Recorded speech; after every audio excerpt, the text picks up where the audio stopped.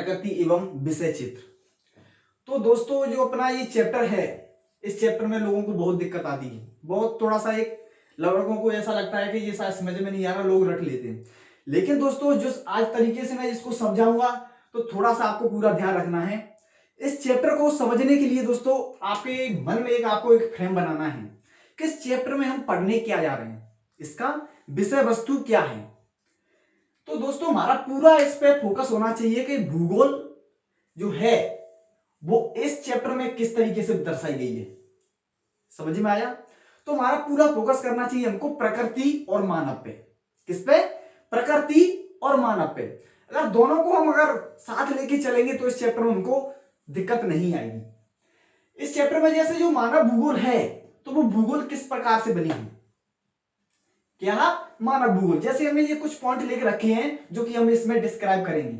जैसे पहला पॉइंट है आपका मानव भूगोल, दूसरा है मानव भूगोल की प्रकृति क्या है, पर्यावरणीय निश्चयवाद क्या है, मानव का प्रकृतिकरण क्या है और प्रकृति का मानवीकरण क्या है। ये चारों चीजों को भी धीरे धीरे पढ़ेंगे। तो दोस्तों जो पहला पॉइंट है मानव भूगोल, इसके अंतर्गत हमको इसकी डेफिनेशन पढ़नी है, इसकी परिभाषा क्या है। मतलब जब पूरा जो हम चैप्टर पढ़ने जा रहे हैं ये मानव भूगोल पर टिका हुआ है तो इसकी परिभाषा क्या है, मतलब मानव भूगोल है क्या। तो दोस्तों हमारे अंदर एक थिंकिंग आपकी डेवलप कर लो कि जो चैप्टर है ये द्वैतवाद पे आधारित है। अब बोलिए द्वैतवाद क्या है। जैसे ही आप ये एनसीईआरटी शुरुआत करोगे तो आज में एक वर्ड मेंशन होगा द्वैतवाद। द्वैतवाद का अर्थ है मानव और प्रकृति दोनों का जो संबंध है, दोनों के बीच में जो रिलेशन है उसी को हम पढ़ेंगे पूरे चैप्टर में, मानव और प्रकृति। तो इसकी पहली बात करें इसकी डेफिनेशन की कि मानव भूगोल क्या होती है। आप एनसीईआरटी में भी पढ़ोगे तो उसमें भी आपको डेफिनेशन मिलेगी। बहुत सारी जो एलएनसी सैंपल है, रेडजेल है, महोदय है, उन्होंने इसकी बहुत सारी डेफिनेशन दे रखी है। लेकिन दोस्तों अगर आपको पता होगा कि मानव भूगोल क्या है तो आप नॉर्मली इसकी डेफिनेशन खुद ही बना सकते हो कि कह सकते हो कि प्रकृति या मानव दोनों के बीच में जो रिलेशन है, दोनों के बीच में जो क्रिया है, दोनों के बीच में जो संबंध स्थापित होते हैं वही मानव भूगोल है। अब दोस्तों जैसे एलएनसी सैंपल ने कहा है कि अस्तर पृथ्वी अस्थिर है, सीधी सी बात है, और क्रियाशील मानव के बीच परिवर्तनशील संबंधों का अध्ययन ही मानव भूगोल है। इस डेफिनेशन का अर्थ क्या हुआ, रटिए मत, इस डेफिनेशन में बहुत कुछ छुपा हुआ है। जैसे अस्तर पृथ्वी, जो पृथ्वी है अस्थिर है, और जो क्रियाशील मानव है, मानव क्रियाशील है, एक जगह तो नहीं क्रियाशील करता रहता, कोई ना कोई क्रिया लगा रहता है, के बीच जो परिवर्तनशील संबंध है, मतलब दोनों के बीच जो मानव प्रकृति के बीच हमारी जो पृथ्वी है उसके बीच जो परिवर्तन लाता है, उसके बीच के जो संबंध है वही है मानव भूगोल। समझ में आया कि मानव भूगोल है क्या। मतलब जो प्रकृति है या जो पृथ्वी के जो क्रियाशील पृथ्वी है, क्रियाशील मानव है, दोनों के बीच जो परिवर्तनशील संबंधों का अध्ययन ही मानव भूगोल है, जो हमारा पूरा चैप्टर टिका हुआ है। तो अब जैसे कभी क्वेश्चन भी पूछा जाता है एक नंबर में कि जो ये डेफिनेशन दे रखी है मानव भूगोल की, ये किसके द्वारा है, ये रेडजेल ने दिया है और ये एलएनसी सैंपल ने दी है। तो ये सारी चीजें भी आप एक मार्क्स में आता है तो आप कर सकते हो। दूसरी चीज है कि मानव भूगोल है उसकी प्रकृति क्या है। जैसे एनसीईआरटी का अपना सेकंड टॉपिक है, इसमें पढ़ोगे कि मानव भूगोल की प्रकृति। तो मानव भूगोल की प्रकृति, इसमें अर्थ क्या है समझिए दोस्तों। इस चीज को मैं क्या कहूं, थोड़ा सा मिस मत कीजिए, एक चीज सुनिए, आपको पूरा चैप्टर समझ में आएगा। जो प्रकृति है, प्रकृति में ये है कि जो प्राकृतिक चीजें हैं, प्राकृतिक जो उपबंध हैं, जैसे नदी है, नहर है, चट्टान है, तालाब है, जो भी सारी जो प्राकृतिक चीज है, इसमें मानव क्या निर्मित करता है खुद से, वो है इसकी मानव भूगोल की प्रकृति। जैसे रिवर है, एक नदी है, नदी में भी मानव बहुत सारी चीजें अपने खुद से बनाता है। जैसे चंबल नदी देख लीजिए आप, चंबल नदी है, उसमें मानव ने क्या, वो तो क्या है नेचुरल है, लेकिन मानव ने उसके ऊपर क्या निर्मित किया है, मतलब उसने मानव ने कुछ बनाया है कि, तो उस पर नदी का पुल बना दिया, ये मानव निर्मित हो गया। लेकिन जो नदी थी वो प्राकृतिक थी। तो समझ में आया प्रकृति कैसे चेंज हो रही है। जैसे आप देखोगे कि खुला हुआ स्थान पड़ा है, प्राकृतिक जमीन पड़ी है, उसमें जो इंसान है इमारत बना रहा है, पुल बना दिए, प्लेग्राउंड बना दिया और बहुत सारी ऐसी चीजें बना दी जो कि पहले प्रकृति में उपस्थित न थी। तो हम कह सकते हैं कि जो प्राकृतिक चीजें हैं उनमें मानव कैसे अपने को अंतर्प्रविष्ट करता है, कैसे इंटरफेस करता है और कैसे उसमें बदलाव लाता है, वही मानव प्रकृति है। आप जैसे कोई भी स्थान ले लीजिए, पहले एक पहाड़ी एरिया है, वो प्राकृतिक चीज है, मानव आ गया, उसको जरूरत है रहने की, उसको जरूरत है खेती करने की, उसको जरूरत है वहां पर पुल बनाने की, तो क्या करेगा मानव, वहां पे जाएगा, उसको डिस्ट्रॉय करेगा, अपनी सुविधा के अनुसार उस पर सड़क बनाना है, पुल बनाना है, कोई भी खेती करनी है, तो अपना मानव ने अपनी इच्छा के अनुसार, अपनी सुविधा के लिए, अपनी जरूरतमंद चीजों के लिए किस प्रकार प्राकृतिक चीजों को डिस्ट्रॉय किया। यही है मानव भूगोल की प्रकृति। समझ में आया? समझिए इस चीज को कि मानव भूगोल की जो प्रकृति है उसमें मानव किस प्रकार से प्रकृति में बदलाव लाता है। तीसरा पॉइंट है आपका पर्यावरणीय निश्चयवाद। ये क्या है दोस्तों? एनसीईआरटी में भी इसको अच्छे से मेंशन कर रखा है, लेकिन लोगों की समझ में कम आता है। इसका पूरा अर्थ है कि जब मानव की आदिम अवस्था थी, जब मानव कुछ जानता नहीं था, मानव के अंदर वो ज्ञान नहीं था, टेक्नोलॉजी नहीं थी, वो प्रकृति को पढ़ नहीं पाता था, उस समय भी मानव जीवित रहता था जैसे आज रह रहा है। सीधी सी बात है। तो जो पर्यावरणीय निश्चयवाद है वो वही है कि जब मानव की अब आदिम अवस्था को देखा जाए तो वो क्या है, कुछ नहीं जानता था, उसका जो प्रौद्योगिकी का स्तर था वो निम्न था, कुछ टेक्नोलॉजी के बारे में नहीं जानता था, उसका जो सामाजिक विकास का स्तर था वो भी निम्न था। सीधी सी बात है, आज के अगर हम विकास की तुलना की जाए तो वो सीधा सा टेक्नोलॉजी पे बेस्ड है। समझ रहे हो कि आज की हम जो भी हम विकास करते हैं, जैसे हमने विकास किया, मैंने एक इमारत बना दी, मैंने स्कूल बना दिया, तो ये किसके अनुसार, टेक्नोलॉजी के अनुसार बना।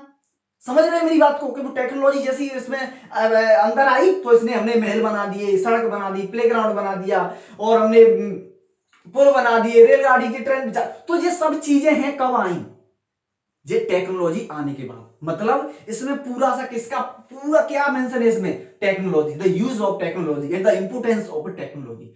तो हम कह सकते हैं कि पर्यावरणीय निश्चयवाद वह एक स्थिति है जब मानव आदिम अवस्था में था और उसके पास ज्ञान नहीं था, तकनीकी नहीं थी, प्रकृति से उतना ही ग्रहण करता था जितना उसको जरूरत थी। समझे आ रहे हो? जैसे अब की बात की जाए तो मानव को क्या पड़ती है, जितना भी इस प्रकृति से दोहन किया जाए निकाल लो, जितना भी कुछ मिले निकाल लो। अब क्यों निकालते हैं, अब इस स्थिति में क्यों निकालते हैं, क्योंकि उनके पास टेक्नोलॉजी है, उनके पास वो साधन है निकालने के लिए। तो जो पर्यावरणीय निश्चयवाद आप समझ पा रहे होंगे कि ये मानव की एक आदिम अवस्था है जिसमें मानव के पास टेक्नोलॉजी नहीं थी, स्तर उसका जो प्रौद्योगिकी का स्तर था, सामाजिक विकास की अवस्था निम्न थी। उस समय की जो मानव और प्राकृतिक पर्यावरण या प्राकृतिक के बीच जो अन्योदय क्रिया के बीच जो संबंध था उसको ही पर्यावरणीय निश्चयवाद कहते हैं। समझ में आया क्या था? इसके पीछे हम रटे आ रहे थे, पर्यावरणीय निश्चयवाद क्या है। अब ये है, अब सीधी सी आप कह सकते हो कि पर्यावरणीय निश्चयवाद वह है जब जो मनुष्य था वो आदिम अवस्था में था, उसके पास टेक्नोलॉजी नहीं थी, प्रौद्योगिकी नहीं थी, उसकी जो प्रौद्योगिकी का स्तर निम्न था, सामाजिक विकास नहीं था। तो उस समय में जब प्रकृति और मानव के बीच जो अन्योदय क्रिया का जो संबंध था उसको कहते थे पर्यावरणीय निश्चयवाद। क्लियर? अब बात करते हैं मानव का प्रकृतिकरण। इस मानव के प्रकृतिकरण और पर्यावरणीय निश्चयवाद दोनों में थोड़ा सा फर्क है, वरना दोनों सेम है। अंतर क्या है मेरे को समझिए, जैसे मैं कुछ बोलूंगा आपको समझ में आएगा कि अंतर दोनों में क्या है। ज्यादा अंतर नहीं है, माइनर अंतर है, बस थोड़ा सा डिफरेंस है। समझिए, जो निश्चयवाद था ये स्थिति थी आदिम अवस्था की, कब की? आदिम अवस्था की। लेकिन मानव का प्रकृतिकरण है, इसमें थोड़ा सा आप देखिए ये स्थिति है लोग आजकल की देख के कह सकते हैं। कैसे? इसमें पूरा बताया गया है importance of technology, importance of technology. Okay, देखिए दोस्तों, आजकल टेक्नोलॉजी का क्या इंपोर्टेंस है आप खुद जानते हो। जो मैं आज वीडियो आप तक पहुंचा रहा हूं वो भी it is a medium of A technology. Okay, ये भी एक साधन है टेक्नोलॉजी का। तो जो प्रौद्योगिकी होती है वो किसी समाज के सांस्कृतिक विकास की एक सूचक होती है। किसी भी समाज का जो सांस्कृतिक विकास है वो किस पर डिपेंड है? टेक्नोलॉजी या प्रौद्योगिकी पे। प्रकृति का ज्ञान, देखिए प्रकृति का जो ज्ञान है प्रौद्योगिकी के विकास विकसित करने के लिए अति महत्वपूर्ण है। अब जो टेक्नोलॉजी है, जो प्रौद्योगिकी है, वो भी प्रकृति से आती है। समझ पा रहे हो? जो आज की हम टेक्नोलॉजी जो यूज कर रहे हैं, जो मैं ये डस्टर भी यूज कर रहा हूं, ये भी किस पे है? ये प्रकृति से लिया गया है। जो आज मैं लिख रहा हूं इस मार्कर से, ये भी प्रकृति से लिया गया है। तो हम कह सकते हैं कि प्रकृति का ज्ञान प्रौद्योगिकी को विकसित करने के लिए महत्वपूर्ण है। अगर प्रकृति का ज्ञान नहीं होता तो हम टेक्नोलॉजी विकसित करने के लिए इतने आज काबिल नहीं हो पाते। कैसे, देखिए, जैसे आप ये अब एक व्हाइट बोर्ड देख रहे हैं, तो ये किसका रिजल्ट है? ये कि हमको प्रकृति से कुछ न कुछ इसकी चीजें मिली होंगी। प्रकृति से हमको ये आयरन है या इसमें जो एल्युमिनियम जो भी मेटल लगा है वो आया होगा, सीधी सी बात है। तो हम कह सकते हैं कि जो प्रकृति का ज्ञान है वो प्रौद्योगिकी के विकास के लिए अति महत्वपूर्ण है। यही इसमें मानव के प्राकृतिकरण में बताया गया है। समझ में आ रहा है? जैसे आप फ्रिक्शन फोर्स के बारे में जानते होंगे, इसको घर्षण बल कहते हैं। ये बल कब लगता है? कोई भी दो चीज में, जैसे ये है, अगर इस पर मैं इसको चला रहा हूं तो इसके बीच में और इसमें एक घर्षण फोर्स लगता है। ओके, एक होती है हीट। ये दोनों हैं, जो दोनों चीज हैं, ये किससे ली गई है? ये हीट और फ्रिक्शन फोर्स जो आपकी एनसीईआरटी में दे रखा है, ये सब नेचर से लिया गया है। अगर दोनों का हमको अगर ज्ञान हो गया, जैसे हमको इसका ज्ञान हुआ, जैसे जैसे हम क्या हुए, हमको धीरे धीरे हमने जो आग है, ए फायर, उसका हमने यूज कहां से किया? इसी से, फ्रिक्शन फोर्स से। हीट है, कोई जैसे आदिम अवस्था बात की, हम जैसा पढ़े हैं इतिहास में ही पढ़ते हैं कि मानव ने आग को कैसा उपयोग किया, आग का आविष्कार कैसे किया। तो दो पत्थर लिए और आपस में टकराए, चिंगारी करके आग उत्पन्न की, तो वहां कौन सा फोर्स लगा? Friction force. अब फ्रिक्शन फोर्स ने हमको किसके लिए उतारू किया? हीट के लिए, मतलब आग के लिए। दोनों जो चीज थी, देखो बाद में आदि अवस्था की कर रहा हूं, प्राचीन समय की बात कर रहा हूं, जब लोग दो पत्थरों को लेके आपस में टकरा के आग उत्पन्न करते थे। मतलब हम कह सकते हैं कि जो प्रौद्योगिकी का पूरा वो जो प्रौद्योगिकी है, किससे? नेचर से जो पत्थर है वो किसमें मिलते हैं? नेचर में मिलते हैं। तो हम कह सकते हैं प्रकृति का जो प्रकृति का इंपोर्टेंस कितना है किसी भी टेक्नोलॉजी को विकसित करने के लिए। तो इसमें यही कहना चाह रहा हूं कि फ्रिक्शन फोर्स और हीट ने हमको एक आग के आविष्कार के लिए मदद की। और ये सब डिपेंड जो दोनों की आती, ये थी किस पे? उस पे, प्रकृति से। तो मानव के प्रति जो प्राकृतिकरण यही बताया गया है कि मानव ने प्रकृति का यूज करके उसको कैसा सदुपयोग किया, कैसे उसको टेक्नोलॉजी में परिवर्तन किया। समझ में आ रहा है? तो हम कह सकते हैं कि मानव का प्रकृतिकरण एक ऐसी स्थिति में है जिसमें मानव प्रकृति की प्रौद्योगिकी का साथ लेते हुए या उसका सहारा लेते हुए प्रकृति की जो टेक्नोलॉजी है, प्रकृति का ज्ञान है, उसकी सहायता से आगे के लिए विकास का मार्ग प्रशस्त करता है। समझ में आ रहा है? तो यही कहना चाह रहे हैं कि जो मानव का प्रकृतिकरण है, इसमें सीधा सा मेंशन है कि मानव प्रकृति के ज्ञान को लेकर प्रौद्योगिकी का विकास कैसे करता है। अब एक और चीज, जैसे हमने एक गति है, गति के नियम हम जानते हैं, जो गति का नियम है, तो ये भी क्या है? गति का नियम किसके लिए है? गति का नियम ये क्या है? ये प्राकृतिक चीज है। तो जैसे हमने गति के नियम को प्राकृतिक जो नेचर से लिया, प्राकृतिक से हमने जो गति के नियम को पढ़ा, इधर के गति ऐसे चलती है, गति के क्या प्रिंसिपल हैं, कैसे किस पे डिपेंड है, तो जब इसको पढ़ा हमने तो हम किसके लिए हम एबल हुए? हवाई जहाज का उपयोग करने के लिए, हवाई जहाज की आविष्कार करने के लिए। ये कब चीजें कब एक स्थिति ऐसी कब आई? जब हमने प्राकृतिक से, पर्यावरण से, पृथ्वी से इसके जो वायु के नियम है उसको पढ़ा, वायु के नियम को पढ़ा। वायु के नियम को पढ़ने के हम किसके लिए काबिल हुए? हवाई जहाज उड़ाने के लिए। क्योंकि अगर इसके नियम को हमको नहीं पता होता तो हम हवाई जहाज नहीं बना पाते। मतलब हमने प्रकृति का सहारा लिया, किसी भी टेक्नोलॉजी को, किसी भी प्रौद्योगिकी को विकसित करने के लिए हमने किसका सहारा लिया? प्रकृति का। समझ रहे हो? कोई भी प्रौद्योगिकी है, छोटी से बड़ी लेकर, अगर उसको हमको बनाना है तो उसके बनाने के लिए हमने जो उसके साधन उपयोग किए, पूरा ज्ञान लिया, वो कहां से लिया? प्रकृति से लिया। क्योंकि जो वायु है वो प्रकृति से आती है, पर्यावरण से आती है। जैसे हमने इसका ज्ञान ले लिया तो हमने हवाई जहाज उड़ाना स्टार्ट कर दिया। मतलब सीधी सी बात है कि मानव ने प्रकृति से ज्ञान अर्जित करके एक प्रौद्योगिकी को बदल डाला। समझ में आया कि मानव का प्रतिकरण है क्या? अब सीधी सी आपकी समझ में आ गया होगा। अब तीसरे जो चौथा पॉइंट है आज का, वो है अपना प्रकृति का मानवीकरण।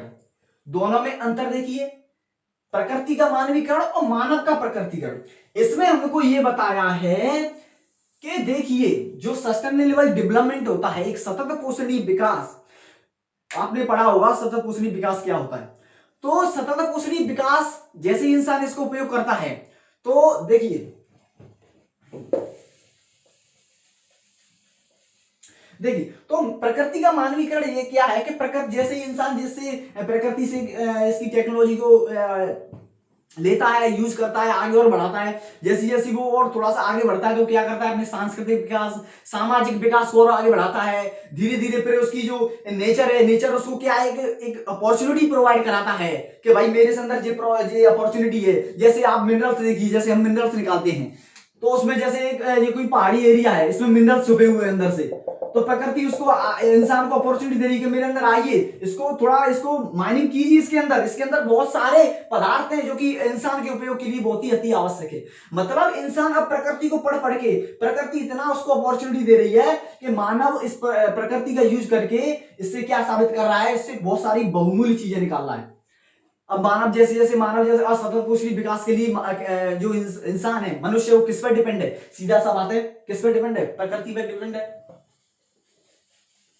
हमको सस्टेनेबल डेवलपमेंट करना है तो हम सीधा सा भैया पर्यावरण पे डिपेंड है। हमको अपना सांस्कृतिक सामाजिक विकास करना है, सीधा प्रकृति पे निर्भर है। कोई भी हमको आगे बढ़ना है, कोई भी टेक्नोलॉजी नई विकसित करनी है, कोई भी मिनरल्स निकालना है, तो वो सब चीजें हम प्रकृति पे डिपेंड है। तो जैसे जैसे मानव जैसे ही चीजों को पढ़ता है, उसके पास प्रौद्योगिकी यहाँ से आ गई, जैसे हमने पिछले बताया था कि प्रकृति से प्रौद्योगिकी ली, जैसे यहाँ से प्रौद्योगिकी उसके पास आई, उसके पास टेक्नोलॉजी आई, अब मानव क्या करता है, अब उसको टेक्नोलॉजी को पूरा विस्तार कर देता है, उसका उपयोग करने लग जाता है। मेरे पास टेक्नोलॉजी आ गई भाई, अब मैं तो इस पहाड़ी के नीचे जाऊंगा और यहाँ से पूरा मिनरल्स निकालना है, मेरे को इसको और इससे को अच्छे प्यूरिफाई करना है और इसको अच्छे से बनाना है, मेटल निकालना। तो ये सारी चीजें जब प्रकृति मानव को प्रौद्योगिकी प्रोवाइड करा देती है तो इंसान रुकता नहीं है। मतलब अब प्रकृति क्या है, इंसान को अपॉर्चुनिटी, उनको अवसर प्रदान करती है, फिर इंसान उसको दोहन करता है, फिर अपनी छाप छोड़ता है और धीरे धीरे ऐसी कैसी स्थिति आ जाती है कि वहां पर प्रकृति का मानवीकरण हो जाता है। या मानव का प्रकृतिकरण था या प्रकृति का मानवीकरण है, मतलब प्रकृति को मानव पूरी तरह अपनी जकड़ में ले लेता है। किसका उपयोग करके, प्रौद्योगिकी यहां से ले ली, फिर इसको फिर साइंटिस्ट एक नाम और देते हैं, संभववाद। कुछ वैज्ञानिक हैं जो भी कुछ है भूगोलवेत्ता, उन्होंने इसका नाम संभववाद भी कहा है। मतलब संभववाद क्यों कहा है ये भी समझिए, हर चीज को समझना है, रटना नहीं। संभववाद का नाम ये दिया कि इंसान किसी भी तकनीक का उपयोग करके किसी भी चीज को संभव बना सकता है। समझ में आया, संभववाद क्यों नाम दिया, पॉसिबिलिज्म, संभावना। मतलब कोई भी चीज को, जैसे कोई भी मेरे पास एक टेक्नोलॉजी मिल गई, अब इसका मेरे को पता है कि इसका उपयोग सिर्फ लिखना है, लेकिन मेरे को कल पता चला इसका उपयोग कुछ और हो सकता है। समझ में आया। तो ऐसे ही क्या है कि प्रकृति क्या है, उसको अपॉर्चुनिटी देती है और इंसान उसका उपयोग करता है, तो वो हो गया प्रकृति का मानवीकरण। तो दोस्तों जैसा हमने इसमें पढ़ा कि मानव भूगोल क्या है, मानव भूगोल क्या है, तो हमने पढ़ा कि अस्थिर पृथ्वी या क्रियाशील मानव के बीच परिवर्तनशील संबंधों का एक अध्ययन है, ये पढ़ा। जो पूरा हमारा चैप्टर था वो किस पे था, जो मानव पे और प्रकृति पे। समझ में आया, क्योंकि प्रकृति मानव को क्या कराती है, अपॉर्चुनिटी देती है, वहीं से वो सब कुछ सीखता है। ठीक है, फिर हमने पढ़ा प्रकृति, मानव भूगोल की प्रकृति क्या है। तो प्रकृति में हमने जाना कि जो प्राकृतिक चीजें हैं उसको इंसान कैसे उसको रिबिल्ड करता है, कैसे जैसे एक खेत है, खेत में उसमें भवन बना दिए, उसने वहां पर प्लेग्राउंड बना दिया, स्कूल बना दिया। तो मतलब मानव निर्मित वहां पर क्या क्या चीजें स्थापित की जा सकती हैं। जैसे रिवर है, नदी है, नदी क्या एक नेचुरल है और इंसान उसमें क्या करेगा भाई, क्या किया जाए, इस पे ऐसा करो पुल बना दो, तो ये क्या हुआ, मानव निर्मित हो गया। तो ये मानव भूगोल की प्रकृति थी। अब पर्यावरणीय निश्चयवाद क्या था, तो ये कैसी स्थिति थी आदिम अवस्था में, जब लोग के पास टेक्नोलॉजी नहीं थी, सामाजिक उसका जो विकास का उसका स्तर निम्न था और प्रकृति से उतना ही लेता था जितना उसको जरूरत थी।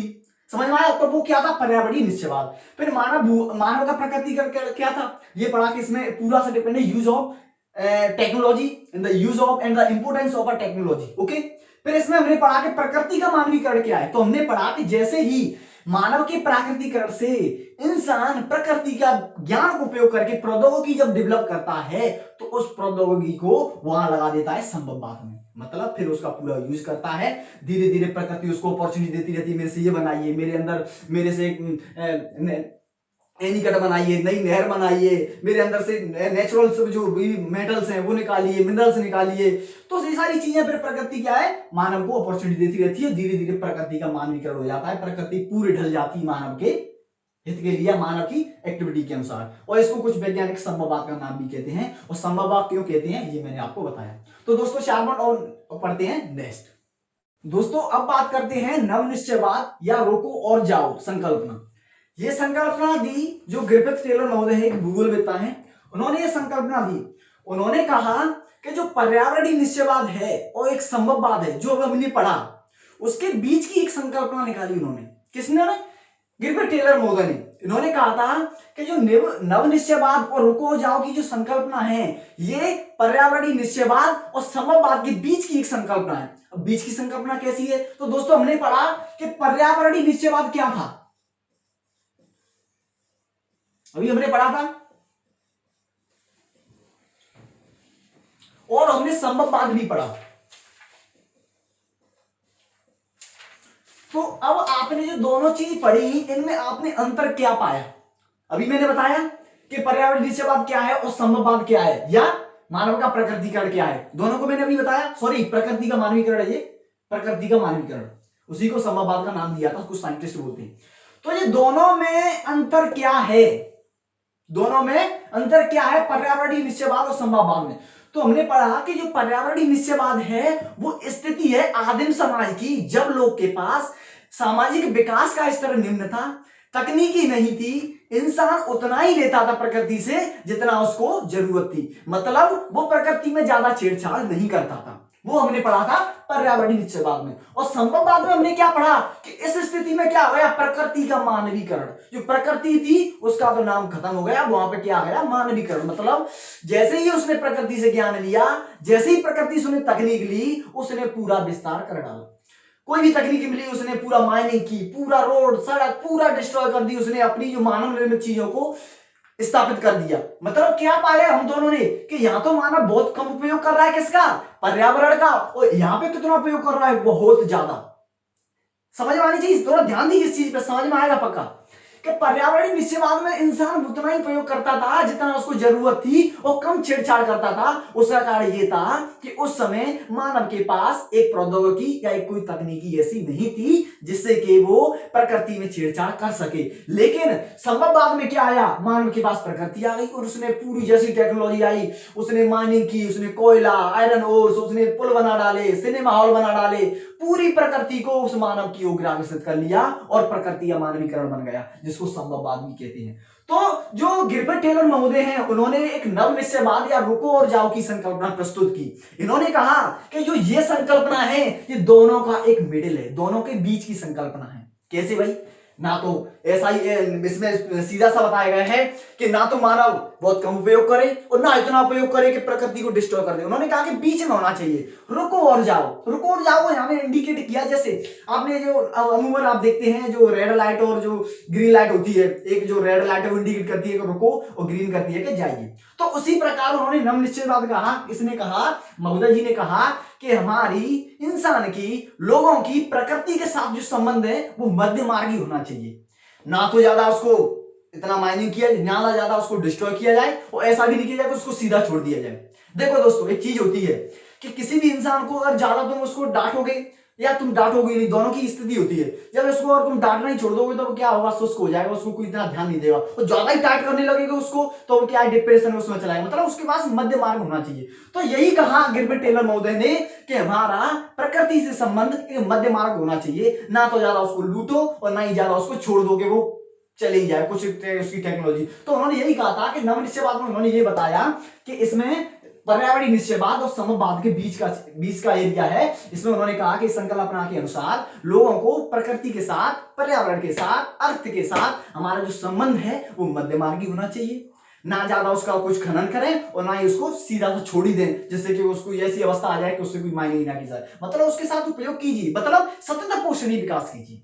एक टर्म यहाँ पर यूज कर सकते हो, सतत पोषणीय विकास कीजिए। सतत पोषणीय विकास क्या है? कि ऐसा विकास कीजिए जो आज की पीढ़ी के लिए तो चले ही और हमारी जो नेक्स्ट जनरेशन है उसके भी काम आए। समझ में आ रहा है? तो नव निश्चयवाद और ये रुको जाओ की संकल्पना क्या है? समझ में आया? एक क्या है कि मध्य मार्ग है, हमारा प्रकृति से संबंध मध्य मार्ग होना चाहिए जिसको दोनों के बीच की एक स्थिति है। ठीक है दोस्तों, समझ में आया होगा। अब बात करते हैं कल्याण, जो कुछ ऐसे कुछ कॉन्सेप्ट से जो कि कुछ उन्होंने जो है कुछ भूगोलविदता उन्होंने दी है कि कल्याणपरक या मानवतावादी विचारधारा ये क्या है। बहुत सारे देखो, एक अमूलवादी विचारधारा है, रेडिकल बोलते हैं जिसे, एक व्यवहारवादी विचारधारा है जो कि एनसीईआरटी में दे रखी है। तो जो कल्याणपरक विचारधारा है इसमें लोगों का क्या है, इसमें बताया कि जो लोगों का जो सामाजिक विकास है उस सामाजिक विकास को देखना चाहिए। सामाजिक विकास मतलब आवास होना चाहिए, उसके लिए स्वास्थ्य के अच्छे इंतजाम होने चाहिए, उसके लिए शिक्षा प्रोवाइड करानी चाहिए। मतलब प्रकृति के ज्ञान को अर्जित करने के बाद एक इंसान का हक बनता है कि उसके पास सामाजिक विकास का स्तर धीरे धीरे बढ़े। सीधी सी बात है भाई, आप टेक्नोलॉजी का उपयोग ही कर रहे हो प्रकृति के अनुसार, प्रकृति को तुम सीधा माइनिंग करे जा रहे हो, उससे जितना आपको मिल रहा है ले रहे हो, फिर भी तुम विकास नहीं कर रहे हो। मतलब कल्याणपरक मानवतावादी विचारधारा ये कहती है कि आपने उसके प्रकृति के साथ छेड़छाड़ की है, उसके साधनों का उपयोग किया है, तो आपके स्वास्थ्य अच्छा होना चाहिए, सिंचाई भी होनी चाहिए और आवासन भी होना चाहिए। ये क्यों होना चाहिए भाई, इसके संबंध में क्यों? हमको पता है कि किसी भी देश के जो रिसोर्सेस होते हैं, संसाधन होते हैं, वो रिसोर्सेस जिसके अच्छे होते हैं उसको हम रिच कंट्री या उसको एक समृद्ध कंट्री माना जाता है। तो इसी प्रकार इस विचारधारा में बताया गया कि लोगों का जो सामाजिक विकास का स्तर है वो थोड़ा सा ऊंचा होना चाहिए। इसमें आवास है, शिक्षा है, स्वास्थ्य है, ऐसे पक्ष से शामिल किया गया था। अब बात करते हैं अमूलवादी विचारधारा क्या है। इस विचारधारा का जो मुख्य एवोल्यूशन है, जिसका जो उद्गम है, वो हम कहते हैं कि जो रेडिकल्स है ये यूएसए से हुआ है, ऐसा माना जाता है। क्यों? इसमें बताया गया है कि जो निर्धनता के कारण है उसके इस बारे में पूरा ज्ञान होना चाहिए। निर्धनता के कारण क्या है, जो सामाजिक असमानता है उसकी व्याख्या के लिए कार्ल मार्क्स का, जैसा उसको बोलते हैं कि जो कार्ल मार्क्स की थ्योरी पे बेस्ड है। क्यों बेस्ड है? क्योंकि इसमें सीधा सा बताया गया है कि जो निर्धनता के कारण क्या है उसको जानना चाहिए। क्योंकि निर्धनता के कारणों को क्यों जानना चाहिए, ये भी ये चीज है, थोड़ा सा ये आप समझिए कि इस मानव भूगोल में ये चीज कहां से आ गई, कहां से आई है। आपको थोड़ा सा कॉन्सेप्ट आ रहा होगा कि हम तो पढ़ रहे थे वही प्रकृति मानव पढ़, लेकिन ये कहां से आ गई? ये इस वजह से आई कि अगर पृथ्वी का, आप नेचर का, आप एनवायरमेंट का, आप पर्यावरण का यूज कर रहे हैं तो फिर निर्धनता क्यों है। हम जानते हैं कि किसी देश के पास जो संसाधन होते हैं उसको हम समृद्ध या उसको एक हम डेवलप कंट्री मानते हैं। तो अगर आप प्रकृति का उपयोग कर नहीं रहे हो फिर भी निर्धनता क्यों है, फिर भी जो असमानता है, सामाजिक असमानता क्यों है? तो इसी विचारधारा में ये चीजें अमूलवादी विचारधारा में या रेडिकल जो कॉन्सेप्ट है उसमें ये सब चीजें बताई गई है कि निर्धनता के कारण क्या है भाई, सामाजिक असमानता क्यों है, ये सब चीजें इसके बारे में हमको पता चलता है। अब नेक्स्ट चीज है कि व्यवहारवादी विचारधारा, कि व्यवहारवादी विचारधारा क्या है। तो व्यवहारवादी विचारधारा में बताया गया है कि देखिए जो प्रत्यक्ष अनुभव, जैसे आप प्राचीन समय की ओर थोड़ा सा अपने दिमाग को अग्रसर कीजिए, पुरानी ओर चलते हैं। उस समय क्या होता था, जैसे जंगल में, तो जैसे आपने जो सिस्टम पढ़ा होगा, कास्ट सिस्टम है, जो वर्णा सिस्टम है, वो आपने पढ़ा होगा या शायद आगे पढ़ोगे या शायद पढ़ा होगा, 12th में आप पढ़े होंगे। उसमें क्या था, जैसे जो ब्राह्मण लोग थे, ब्राह्मण लोगों को जो प्रत्यक्ष अनुभव के आधार पर उसकी श्रेणियों में वर्गीकृत कर देते थे। जैसे कोई जंगल में काम कर रहा है तो उसको क्या है, लकड़हारा बता दिया। कोई अगर लोहे का काम कर रहा है तो उसको लोहार बता दिया। कोई अगर सोने का काम उनको करता दिख गया तो उसको सुनार की श्रेणी में रखा गया। अगर उसको लगा कि ये तो भाई उसके जूतों को, इनको साधनों का मोची का, तो इस प्रकार से उनके कार्य के आधार पर, उनसे प्रत्यक्ष अनुभव के आधार पर, उनके व्यवहार के आधार पर लोगों का वर्गीकरण कर दिया। तो वही हमको विचारधारी जो व्यवहारवादी विचारधारा है उसमें हमको पता चलता है कि पुराने समय में या दिक काल में लोगों का जो व्यवहार के आधार पर कैसे वर्गीकरण किया गया था। तो इसमें सीधा सा बताया गया है कि प्रत्यक्ष अनुभव के साथ साथ जाति, प्रजाति या उसका जो धर्म है इत्यादि के आधार पर या सामाजिक संपर्कों में ये उस पर जोर दिया गया था, वो हमको पता चलता है व्यवहारवादी विचारधारा। तो दोस्तों समझ में आया कि नवनिश्चयवाद क्या है। इन्होंने एक मिडिल जो की कॉन्सेप्ट दिया कि दोनों के बीच का एक कॉन्सेप्ट होना चाहिए, ना तो ज्यादा रुको, मतलब जो दोनों दिया था, रुको जाओ, ना तो ज्यादा तुम ज्यादा उपयोग करो, ना उससे थोड़ा सा कम ही करो, मतलब मध्य मार्गी होना चाहिए। जैसे आपने हिंदू और जैन धर्म उन्होंने पढ़ा हुआ, जैन जिसमें बौद्ध धर्म है कि हमारा मध्य मार्ग से पृथ्वी जो भगवान का जो ज्ञान है या कोई भी अर्जित करने के लिए मध्य मार्ग अपनाना चाहिए। तो इसी प्रकार फिर हमने पढ़ा कि कल्याण या मानवतावादी विचारधारा क्या है, आमूलवादी विचारधारा क्या है, व्यवहारवादी विचारधारा क्या है। अब दोस्तों पढ़ते हैं आगे। दोस्तों अब बात करते हैं कि नेक्स्ट है कि समय के गलियारे से मानव भूगोल। ये एक छोटा सा टॉपिक है, इसमें इतना इंपोर्टेंट नहीं है, लेकिन इससे रिलेटेड कुछ बता देता हूं जो शायद थोड़ा सा आप कहीं भी मेंशन कर सकते हो। इसमें यह बताया गया है कि टेक्नोलॉजी के बाद या धीरे धीरे जैसे ही मानव को, जैसे टेक्नोलॉजी विकसित होती गई, कोई भी चीज है उससे थोड़ा सा वो परिचित होता गया, धीरे धीरे जैसे ही उसने, तो उसको कैसे सहूलियत मिली किसी दूसरी जगह जाने में, यात्राओं में, कोई भी कार्य करने में। जैसे कोई कार्य करना है तो टेक्नोलॉजी को कैसा सहारा लिया, प्रकृति कहीं दूसरी जगह जाना, तो मतलब कह सकते हैं कि प्रकृति की ज्ञान करने के बाद उसको कहां तक सहूलियत मिली, वो सब इसमें हमने पढ़ा मानव भूगोल में। इसमें क्या हुआ कि जैसे ही अन्वेषण होते गए। जैसे हम जो आगे पढ़ोगे, जो आरंभिक उपनिवेश काल था उसमें यूरोपीय कंट्री में जो 15वीं शताब्दी में कैंपस जो होता है ना, दिक्सूचक जिसको कहते हैं हिंदी में, उसका उपयोग हुआ। उसके उपयोग से क्या हुआ, लोग एक से दूसरी जगह जाने लगे। पहले ये यात्रा इतनी कठिन होती थी कि दूसरी जगह जाना, जैसे आप सीधा सा आप उसको देख लीजिए, जो क्रिस्टोफर कोलंबस है, उन्होंने जैसे उसको उनकी खोज की अमेरिका की, तो आना तो कहां चाह रहे थे, भारत की खोज के लिए, लेकिन उनके लिए जो बेड़ा का फंस गया, उसको उनको दिशा का कोई ज्ञान नहीं रहा, तो वो सीधा जाकर पहुंचे उत्तर अमेरिका में। तो उस समय क्या इतनी टेक्नोलॉजी नहीं थी, तो टेक्नोलॉजी आने के बाद लोगों का जो गलियारा है वो कैसे बदलता रहा समय के साथ। तो जैसे यूरोपीय देशों में जैसे जो खोजें हुई, इससे संबंधित, ज्योग्राफी से संबंधित लोगों को आना जाना हुआ, एक से दूसरी जाने लगे। जैसे ही जब कैंपस आया तो लोग की यात्राएं थोड़ा सा जो कठिन थी वो सरल हुई। दूसरी जगह जाना है, साधनों का प्रयोग हुआ। दूसरी जगह जाना है तो उसके पुल या जो भी सभी चीजें थी उनका प्रयोग। तो हम कह सकते हैं कि मानव भूगोल की प्रौद्योगिकी का विकास करने के बाद मानव के लिए बहुत सारे सरल साधन उपलब्ध हुए, जिससे कि अपने जीवन को उन्होंने सुचारू बनाया। तो इसमें यही पढ़ेंगे हम। इसमें मतलब जैसे ज्योग्राफी में जो भी इन्वेंशन हुए, जो भी कुछ हुआ, उसके बाद कैसे कैसे लोगों की जिंदगी में थोड़ा सा एक सहूलियत मिली। ठीक है, अब बात करते हैं कि कुछ अपना टॉपिक है कि मानव भूगोल के उपागम। दोस्तों एक भूल कभी मत करना जो अक्सर लोग करते हैं कि मानव भूगोल के उपागम, और नेक्स्ट चैप्टर है अपना जो डेवलपमेंट से विकास वाला, उसमें आप पढ़ेंगे तो उसमें पढ़ेंगे विकास के उपागम। लोग थोड़ा सा उसमें कंफ्यूज कर जाते हैं। तो ये उपागम अलग है मानव भूगोल के, और वो उपागम अलग है जो एचडीआई संबंधित जो आपका नेक्स्ट चैप्टर आएगा डेवलप, उस वो अलग है। थोड़ा इसको ध्यान रखिए, क्योंकि अगर क्वेश्चन पूछ लिया मानव भूगोल के उपागमों को बताइए तो आप वो वाले उपागम बता देंगे, लेकिन वो नहीं बताना है हमको। उपागम बताना ये वाले जो मानव भूगोल के हैं। तो ये उपागम, इसमें आपको क्या है, ये सब चीजें उपागम क्या है, आप जैसे एनसीईआरटी पढ़ोगे तो उसमें पढ़ लिया, हाँ, लेकिन ये चीज क्या है, ये क्यों पढ़ रहे हैं इसको। इसका अर्थ ये है कि विभिन्न विभिन्न समय कालों में ज्योग्राफी में क्या विकास हुआ, ज्योग्राफी के क्षेत्र में समय के साथ क्या नए नए आविष्कार हुए, क्या क्या नई नई चीजें आई जो लोगों की जीवन को सरल बना रही हैं, उसमें ये पढ़ना है मानव भूगोल के उपागम में। जैसे आरंभिक जो उपनिवेश काल को पढ़े, जो कॉलोनिज्म, मतलब जब देश से जब कोई भी कंट्री दूसरे देश पे अपने जो डोमिनेंस जमा लेती थी, वहां पे कॉलोनिज्म बसा लिया। जैसे ब्रिटिश लोग आए भारत में बसा लिए, और भी लोग हैं जो विभिन्न देशों में अपनी जाके राज्य स्थापित कर लिए। तो जो समय पीरियड था 15वीं शताब्दी का, जो 1501 से समथिंग ऐसी कुछ शताब्दी का जो पीरियड था, उसमें ज्योग्राफी में कुछ इन्वेंशन हुए, कुछ खोज हुए, कुछ ऐसे ऐसे जैसे कैंपस है और देखिए उसका उपयोग हुआ, विवरण दिए जाने लगे। तो जो आरंभिक उपनिवेश काल था उसमें ज्योग्राफी के क्षेत्र में खोजें हुई।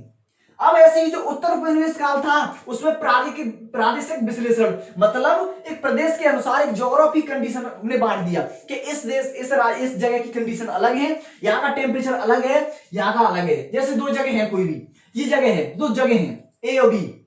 तो जो उत्तर उपनिवेश काल था इसमें ज्योग्राफी क्षेत्र में जो भी विकास हुआ वो हुआ था प्रादेशिक विश्लेषण, मतलब दो कोई भी प्रादेशिक है उसके अनुसार वहां ज्योग्राफी कंडीशन के अनुसार वहां उसकी स्टडी करने लगे। जैसे ये इंडिया है, सपोज दैट ये इंडिया है, ये न्यूजीलैंड है। तो दोनों की अगर विषमता बहुत सारी होगी, सीधी सी बात है, टेम्परेचर में, रेनफॉल में, वहां का सीजन अलग है, यहाँ के सीजन अलग है, वहां की सोयल अलग है, यहाँ की सोयल अलग है, वहां की जो एग्रीकल्चर जो समय पीरियड वो अलग है, यहाँ अलग है। तो जैसे ही उत्तर उपनिवेश काल आया उसमें हम प्रादेशिक विश्लेषण करने लग गए कि भारत के बारे में जानकारी इकट्ठा करते हैं, वहां की क्या स्थिति है, ऋतु वहां से कब से स्टार्ट होती है, वर्षा कब से स्टार्ट होती है, वहां का मौसम कैसा है, मौसम ठंड कितने समय तक रहती है, गर्मी कितने समय तक रहती है, वर्षा कितने समय तक होती है, तापमान कितना है, वहां की कृषि कैसी है, वहां का जो फिजिकल जो फीचर्स है वो कैसे हैं, वहां की रिवर्स कितनी है, उसका फ्लो कितना है। तो इसी अनुसार जो दो क्षेत्रों के बारे में जो जानकारी, ज्योग्राफिकली जानकारी इकट्ठा करने लगे वो कब हुआ, उत्तर उपनिवेश काल में। जो उत्तर उपनिवेश काल था उसमें हमने क्या किया, प्रादेशिक विश्लेषण करने लगे। चलो भाई न्यूजीलैंड के बारे में जानकारी इकट्ठा करते हैं, ऑस्ट्रेलिया के बारे में, और भारत की बात करें, चलो अरुणाचल प्रदेश की बात करते हैं, राजस्थान की बात करते हैं, राजस्थान और नीचे केरल को देखिए, दोनों की जो विषमता है, जलवायु विषमता अलग अलग है, जलवायु कंडीशन अलग है। तो ऐसे ही जो उत्तर उपनिवेश काल था उसमें प्रादेशिक विश्लेषण आया। अब बात करते हैं 1970 के दशक में ज्योग्राफी में क्या नई नई चीजें आई, क्या नई खोज हुए, क्या नई नई उपकरण आए। तो उसमें देखो दोस्तों, अभी पहले मैंने पढ़ा बताया कि मानवतावादी विचारधारा, अमूलवादी विचारधारा, व्यवहारवादी विचारधारा, जो तीनों का जो हमारी मानव भूगोल में आई है वो 1970 के दशक में आई है। दोस्तों ये दशक का अर्थ क्या है ये भी समझिए। कुछ लोगों को तो शर्म से पूछते नहीं है, लेकिन होता क्या है, रटते आते हैं। लेकिन जो दशक का अर्थ होता है कि 1970 का दशक है, मतलब 1970 और 80 के बीच का जो समय पीरियड है वो 1970 के दशक में आएगा।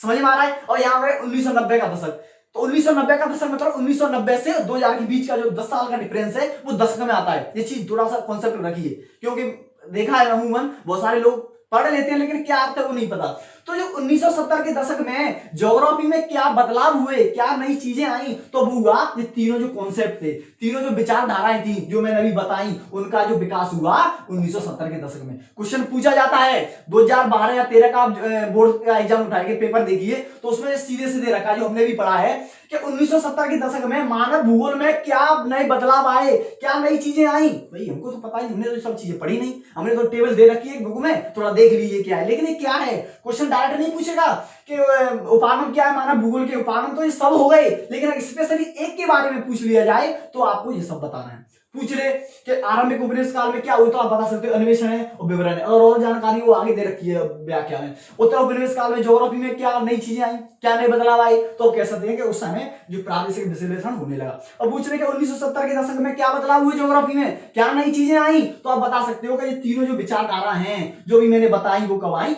1970 के दशक में।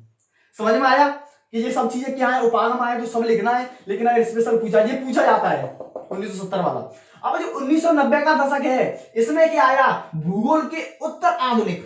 ये क्या चीज है दोस्तों, आज आप जिस युग में रह रहे हैं उस समय देखिए कि तकनीक का कितना इस्तेमाल हो रहा है, तकनीक कितनी अव्वल हो चुकी है, देख रहे होंगे। इसमें सीधा सा ये क्या है मैं आप बता रहा हूं धीरे धीरे। ये चीज वो है जो आज आप गूगल मैप का सहारा लेते हो, जीपीएस सिस्टम है, ये क्या है, सैटेलाइट क्या है, ये क्या चीज है, ये सब है 1990 के दशक में जो ज्योग्राफी के क्षेत्र में जो महामारी आई, जो बूस्टिंग हुई, वो सब आती है 1990 के दशक में। समझ में आया। तो 1990 का दशक है वो आज तक सबसे मॉडर्न है, क्योंकि इसमें जीपीएस सिस्टम, इसमें गूगल मैप है, आप कोई भी थोड़ी सी चीजें देख लीजिए वो सब आप घर बैठे मोबाइल से कर सकते हो। ये कब आया, ये होता है ज्योग्राफी, मैप ज्योग्राफी है, सैटेलाइट है, ऊपर लॉन्च हो रही है, जो आप रेडियो है, ये सब चीजें जो आप यहाँ पर जो मैच देख रहे हैं दूसरे देश में, ये सब किसका है, ये सब जीपीएस है, ये सैटेलाइट से हैंडल होता है। तो हम कह सकते हैं कि 1990 के दशक में ज्योग्राफी में एक उत्तर आधुनिक काल आया, जो भूगोल के नई नई मॉडर्न तकनीक का उपयोग होने लगा। तो दोस्तों आज हमने मानव भूगोल इस चैप्टर को, मेरे को लग रहा है कि इतना समझने के बावजूद मुश्किल से कोई दिक्कत आई, किस तरीके से मैंने समझाया है। दोस्तों जो आज का पहला चैप्टर है और नेक्स्ट वीडियो में इसका जो नेक्स्ट चैप्टर है वो डालेंगे। लेकिन कोई भी अगर आपको इस चैप्टर से कोई भी दिक्कत है, आप हमारे कमेंट बॉक्स में जाइए, वहां पर बताइए, हम आपका सोल्यूशन पक्का देंगे। देखिए दोस्तों, जो मानव भूगोल जो हमने इस तरीके से समझाया है कि लोगों का जो रटने की वो नहीं रटेंगे, अगर समझा होगा ढंग से इसमें तो कोई भी दिक्कत नहीं आएगी। शुरुआत से द्वारा वीडियो को देखिए, आपको समझ में आएगा, कोई भी दिक्कत है पूछिए। और दोस्तों अगर आपको ये वीडियो अच्छी लगी हो, आपको लगा हो कि हमारे लिए कुछ हेल्पफुल हो सकती है, तो लाइक और शेयर सब्सक्राइब कीजिए, अपने दोस्तों को शेयर कीजिए। क्योंकि दोस्तों जिस तरीके से मैं जानता हूं, क्योंकि मैं भी अभी पढ़ के आया हूं 12, तो मेरे को पता है जिस तरीके से मैंने आज समझाया है, शायद मुश्किल से आपने ऐसे कहीं पढ़ा होगा, तो इस वीडियो को देखिए, आपके लिए हेल्पफुल हो सकती है। धन्यवाद, अब मिलते हैं अगली वीडियो।